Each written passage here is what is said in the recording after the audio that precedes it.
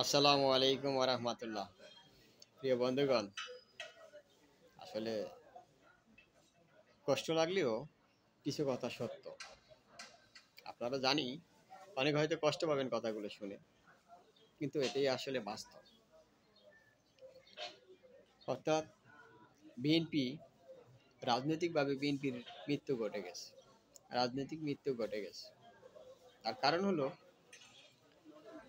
আপনার বিএনপি যখন কালো পতাকার মিছিল দেওয়ার কথা ছিল, বালুর ট্রাক দিয়ে খালেদা জিয়াকে আটকায় রাখছিল, বেরোতে পারে নাই বিএনপির বিশ্বাসঘাতক নেতাদের জন্য।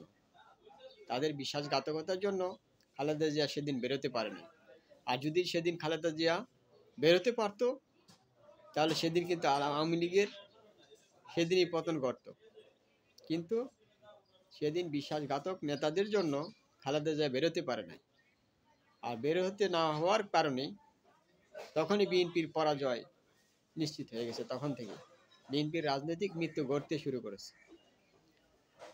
এই বালুর ট্রাকের পর থেকে একের পরে খালেদা জিয়াকে প্রচুর পরিমাণে জুলুম নির্যাতনের শিকার করা হয়েছে।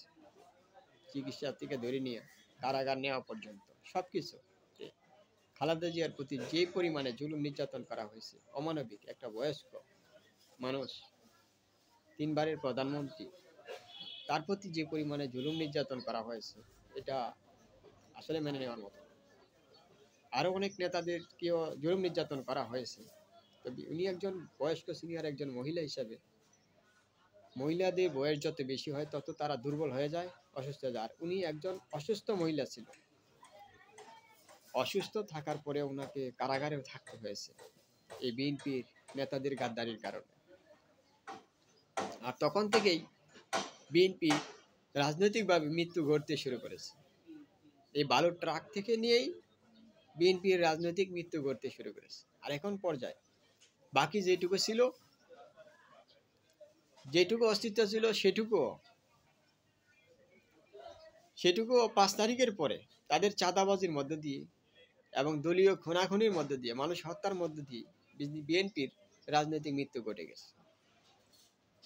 রাজনৈতিক মৃত্যু ঘটে গেছে বিএনপির। আর সেটা হয়তো আনুষ্ঠানিকতাপূর্ণ হবে, আল্লাহ না করুক।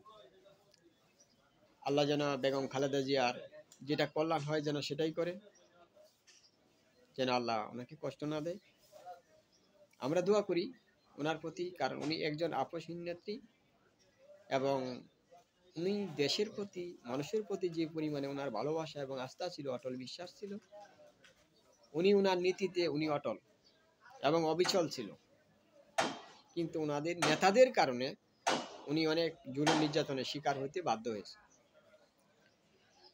সেজন্য আমরা ওনার প্রতি আমাদের দোয়া, প্রাণ ভরা দোয়া থাকবে।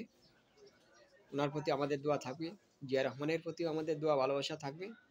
কিন্তু বিএনপির বর্তমানে যে নেতারা এই 5 তারিখের পর চাঁদাবাজি, নিজেদেরকে খুনাখুনি হত্যার মধ্য দিয়ে বিএনপির রাজনৈতিক মৃত্যু ঘটে গেছে। আর সেই মৃত্যু আনুষ্ঠানিকতা পূর্ণ হবে হয়তো খালেদা জিয়ার মৃত্যুর মধ্য দিয়ে। বিএনপির রাজনৈতিক মৃত্যুর আনুষ্ঠানিকতা পূর্ণ হবে, যে বিএনপির রাজনৈতিক মৃত্যুর আনুষ্ঠানিকতা পূর্ণ হবে খালেদা জিয়ার মৃত্যুর মধ্য দিয়ে। বিএনপি সেদিকে যাচ্ছে, আর সেটাই বাস্তবায়িত হতে যাচ্ছে। হয়তো আমরা কিছুদিনের মধ্যে হয়তো সেই বিষয়টা আমরা দেখতে পারবো বা বুঝতে পারবো।